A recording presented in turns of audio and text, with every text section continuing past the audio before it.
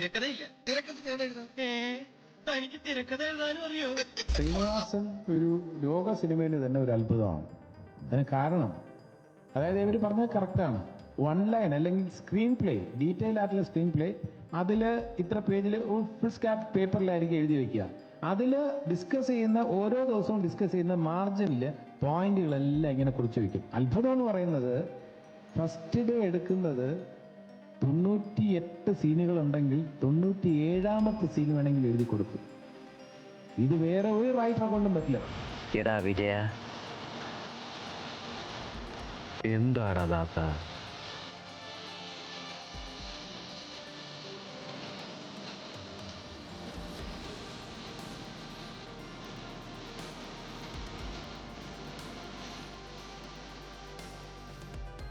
എന്നാൽ ഷൂട്ടിംഗ്